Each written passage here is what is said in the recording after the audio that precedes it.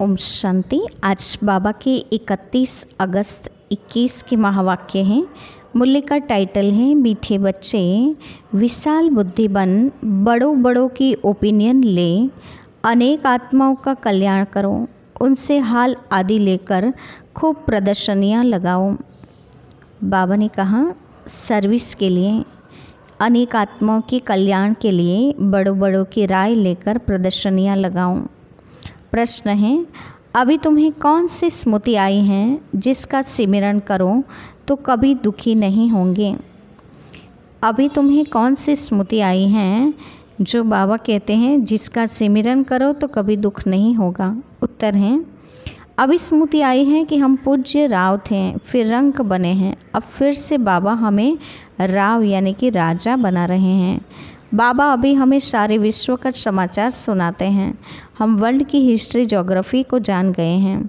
इन्हीं स्मृतियों का सिमरन करते रहो तो कभी अपने को दुखी नहीं समझेंगे, सदा खुश रहेंगे।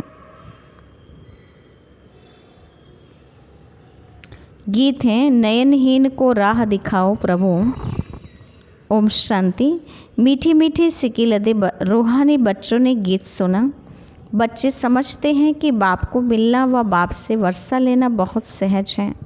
गाया भी जाता है, बाप से 1 सेकंड में जीवन मुक्ति का वर्षा मिलता है। जीवन मुक्ति माना सुख शांति संपत्ति आदि का वर्षा। अब जीवन मुक्ति और जीवन बंध 2 अक्षर हैं। बच्चे जानते हैं इस समय भक्ति मार्ग और रावण राज्य के कारण सब जीवन बंध में हैं। बाप आकर बंधन से मुक्त करते हैं, वर्षा देते हैं। जैसे बच्चा जन्मा और माँ बाप मित्र संबंधी आदि समझ जाते हैं, वारिस पैदा हुआ। जैसे यह समझना सहज है वैसे वह भी सहज है। बच्चे कहते हैं बाबा कल पहले मिसल आप हमको आकर मिले हों, आपसे ही सहज वर्षा पाने का रास्ता मिला है। यह तो हर एक जानते हैं, नई सृष्टि का रचयिता भगवान ही है। वह हमको भटकने से बचाते हैं। कल भक्ति करते थे, आज बाप से सहज ज्ञान और राजयोग का रास्ता मिला है। बच्चे अपना अनुभव सुनाते हैं कि हमने बीके द्वारा सुना कि 2 बाप हैं। यह सिवाय तुम्हारे और कोई मुख से कह न सके कि 2 बाप हैं।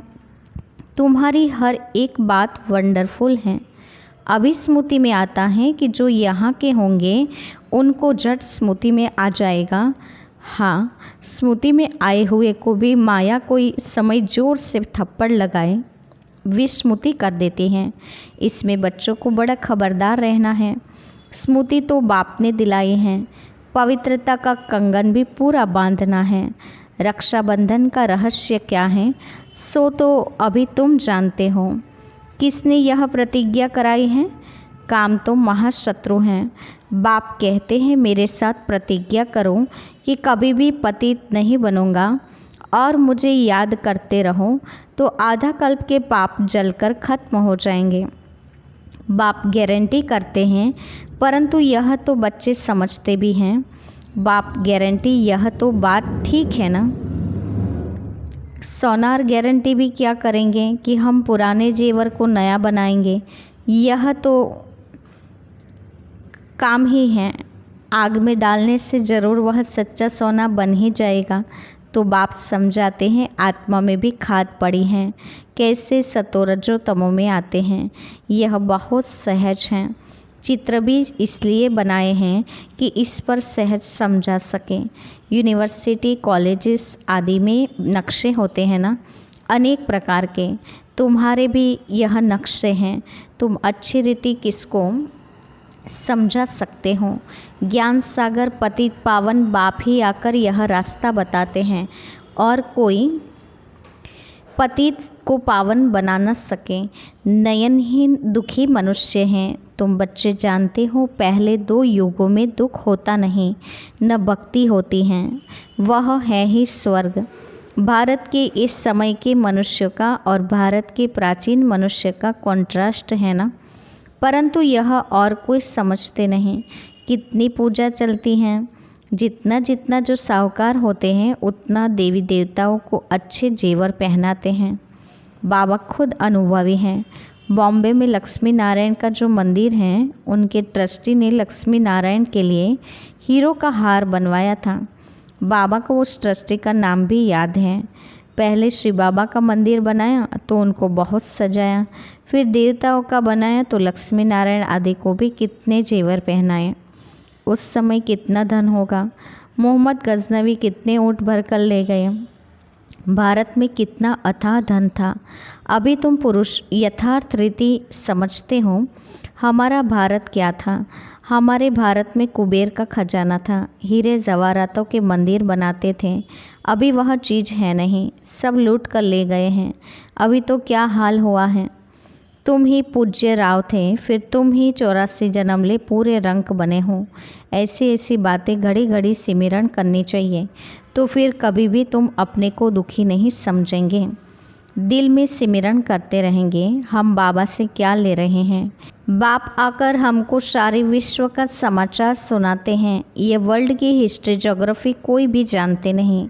तुम जानते हो, पहले एक धर्म, एक राज्य, एक ही मत थी, एक ही भाषा थी, सब सुखी थे। पीछे यह आपस में लड़ने झगड़ने लगे और भारत का टुकड़ा टुकड़ा होने लगा। पहले ऐसे नहीं था। वहाँ कोई भी किस्म का दुख नहीं था, बीमारी का नाम निशान नहीं था। उसका नाम ही है स्वर्ग। तुमको अपनी स्मृति आई है। बरोबर कल्प कल्प हमको विस्मृति होती है, फिर स्मृति में आता है। पहली एकच भूल हुई है, जो रचता और रचना को भूल गए हैं। अभी तुम आदि मध्य अंत को जानते हो। सतयुग में भी यह नॉलेज नहीं होगी, फिर परंपरा कैसे चल सकती। उस समय मुख्य तो राजे लोग ही होते हैं, ऋषि मुनि थोड़े ही होते हैं। वे द्वापर से आते हैं। ऋषि मुनि आदि को खान पान भी राजाओं से ही मिलता है। राजाएं संभाल करते हैं, क्योंकि फिर भी संन्यास करते हैं ना। प्राचीन भारत का प्राचीन राजयोग गाया जाता है। प्राचीन ऋषि मुनि नहीं कहेंगे, वह तो द्वापर में ही आते हैं। वह राजाओं के आधार पर चलते हैं। कहते हैं हम रचता और रचना को नहीं जानते। बाप कहते हैं यह खुद राजाएं भी नहीं जानते। इस दुनिया में कोई भी इस नॉलेज को नहीं जानते। अभी तुम बच्चे समझदार बने हो। लक्ष्मी नारायण के मंदिर जो बनाते हैं, उनको तुम लिख सकते हो। इतने लाखों रुपये खर्च कर मंदिर बनाया है, परंतु उनकी जीवन कहानी का आपको पता है। इन्होंने राज्य कैसे पाया, फिर कहाँ चले गए, अभी कहाँ हैं। हम आपको सब राज बता सकते हैं। ऐसा उन्हों को लिख सकते हो। तुम बच्चे तो हर एक की जीवन कहानी को जान चुके हो, तो क्यों नहीं लिखना चाहिए। हमको टाइम दो तो हम एक एक की जीवन कहानी बताएंगे। शिव के मंदिर जो बनाते हैं, उनको भी तुम लिख सकते हो। बनारस में शिव का मंदिर कितना बड़ा है, वहाँ भी ट्रस्टी लोग होंगे। कोशिश करनी चाहिए बड़ों बड़ों को समझाएं। बड़े आदमी समझ गए तो उनका आवाज़ बहुत होता है। गरीब लोग झट सुन लेते हैं। मदद बड़ों की लेनी है, ओपिनियन भी बड़ों की लिखवानी है, क्योंकि उन्हों का आवाज़ भी मदद करता है। वास्तव में वह इतना आवाज़ करते नहीं जितना होना चाहिए। तुम प्रेसिडेंट को भी समझाते हो, अच्छा अच्छा भी कहते हैं। चीफ मिनिस्टर, गवर्नर आदि ओपनिंग करते हैं, लिखते हैं यह बीके तो बहुत अच्छा सहज रास्ता ईश्वर से मिलने का बताते हैं। परंतु ईश्वर क्या चीज़ है यह कुछ भी नहीं समझते हैं। सिर्फ उस समय कहते हैं रास्ता बड़ा अच्छा है, शांति मिलने का मार्ग अच्छा है, परंतु खुद नहीं समझते हैं। बाबा बड़ों बड़ों को समझाने के लिए भी कहते हैं। बड़े बड़े मनुष्यों से बड़े बड़े जो नामी ग्रामी हॉल है वह ले लूँ। बोलो हम सब मनुष्य के कल्याण के लिए यह प्रदर्शनी हमेशा के लिए रखना चाहते हैं, सिर्फ एडवर्टाइज करनी है। ऐसे 50 या 100 हॉल लेने चाहिए। भारत तो बहुत बड़ा है ना, एक एक शहर में 10-12 हॉल लो, अखबार में पढ़ जाएं। इतने हॉलों में प्रदर्शनी हो रही हैं, जिनको समझना है वह आकर समझें, तो कितने का कल्याण हो जाएगा। बच्चों को बड़ा विशाल बुद्धि बनना चाहिए। सर्विस बच्चों को करनी चाहिए ना। बाप सब बच्चों को कहते हैं प्रदर्शनियाँ बहुत ज़ोर शोर से करो। बाबा तैयारी करा रहे हैं। बच्चों को कोशिश करनी चाहिए। यह सब समझने की बातें हैं। भगवान आते हैं, प्रजापिता ब्रह्मा द्वारा रचना रचते हैं प्रजा की, तो ज़रूर कितने ब्राह्मण रचे होंगे, अब फिर रच रहे हैं। कितने ब्राह्मण ब्राह्मणियाँ हैं। बाबा यह ब्राह्मण धर्म रचते हैं संगम पर। तुम प्रैक्टिकल में देख रहे हो और समझ रहे हो। यह बातें कुछ शास्त्रों में नहीं हैं, तुम बच्चे समझते हो। बाबा आते ही तब हैं जब पतित दुनिया को पावन बनाना होता है। यह भी जानते हैं परमात्मा प्रजापिता ब्रह्मा द्वारा ही रचना रचते हैं, परंतु कब रचते हैं यह नहीं समझते। वह समझते हैं कोई नई दुनिया रचते होंगे। ब्रह्मा को तो सूक्ष्म वतन में समझते हैं। अभी तुम समझते हो प्रजापिता ब्रह्मा तो यहाँ है, तुम सूक्ष्म वतन में जाते हो, पवित्र बन फिर फरिश्ते बन जाते हो, साक्षात्कार करते हैं। बच्चे आकर सुनाते हैं, वहाँ मूवी चलती हैं, वह है ही मूवी वर्ल्ड। तुमने मूवी बाइस्कोप भी देखा था। अभी प्रैक्टिकल सब बातों को तुम जान चुके हो। मूल वतन है साइलेंस वर्ल्ड, वहाँ आत्माएं रहती हैं। सूक्ष्म वतन में सूक्ष्म शरीर भी हैं, तो ज़रूर कुछ भाषा भी होगी। तुम बच्चों की बुद्धि में हैं। हम आत्माओं का स्थान शांतिधाम है, फिर है सूक्ष्म वतन, वहाँ ब्रह्मा विष्णु शंकर रहते हैं। और यह है कलयुग और सतयुग का संगम। यहाँ बाप आते हैं, यहाँ से तुम ब्राह्मण जाते हो। पियर घर और ससुर घर है ना, यहाँ दोनों तुम्हारे पियर हैं। बाप दादा दोनों मेहनत करते हैं बच्चों को गुल गुल फूल बनाने। मुसलमान भी कहते हैं गार्डन ऑफ अल्लाह। कराची में एक पठान था, वह सामने खड़ा होता था, देखते देखते गिर पड़ता था। पूछा जाता था तो कहता था हम खुदा के बगीचे में गया, खुदा ने फूल दिया। अब उनको ज्ञान तो था नहीं। अभी तुम समझते हो बगीचा किसको कहा जाता है। यह है कांटों का जंगल और वह है फूलों का बगीचा। तुम्हारी बुद्धि में सारा राज है। सतयुग क्या है, कलयुग क्या है, तुमको बहुत खुशी होनी चाहिए। सारा चक्र तुम्हारी बुद्धि में है। विस्तार तो इनका बहुत है। तुम्हारी बुद्धि में कितना शॉर्ट में बैठा हुआ है। तुम बच्चों ने रचता बाप द्वारा रचता और रचना को जाना है। ब्रह्मा को रचता नहीं कहेंगे। ब्रह्मा एक हैं, बलिहारी भी एक की ही हैं। पहले पहले रचना ब्रह्मा की है, फिर कहेंगे कृष्ण की। ब्रह्मा तो हैं, ब्राह्मण भी जरूर चाहिए। पांडवों को ब्राह्मण नहीं समझेंगे, ब्रह्मा द्वारा ब्राह्मण चाहिए। यह है रूहानी यज्ञ, इसको स्पिरिचुअल नॉलेज कहा जाता है। रूह को वही बाप ज्ञान देंगे। तुम जानते हो हमको मनुष्य नहीं पढ़ाते हैं, सभी मनुष्य आत्माओं को बाप पढ़ाते हैं। कहते हैं ब्रह्मा द्वारा स्थापना। कृष्ण थोड़ी ही कहेंगे, वह तो हो भी न सके। ब्रह्मा द्वारा स्थापना कौन कराते हैं? क्या कृष्ण? नहीं, परमपिता परमात्मा। विष्णु द्वारा पालना। ब्रह्मा और विष्णु का कितना पार्ट है? ब्रह्मा मुखवंशावली ही फिर जाकर विष्णुपुरी के देवता बनते हैं। ब्रह्मा सो विष्णु, विष्णु सो ब्रह्मा। यह भी बच्चों को समझाया है। ब्रह्मा सो विष्णु बनने में 1 सेकंड, विष्णु सो ब्रह्मा बनने में 84 जन्म। कितनी वंडरफुल बातें हैं, कोई भी समझ न सके। यह है बेहद की बातें। बेहद के बाप से बेहद की पढ़ाई पढ़ बेहद का राज्य लेना है। सृष्टि चक्रों को जानना है। आत्मा ही जानती हैं शरीर द्वारा। ऐसे नहीं कि शरीर नॉलेज लेता है आत्मा द्वारा, नहीं, आत्मा नॉलेज लेती हैं। तुमको कितनी खुशी है, यह आंतरिक गुप्त खुशी होनी चाहिए।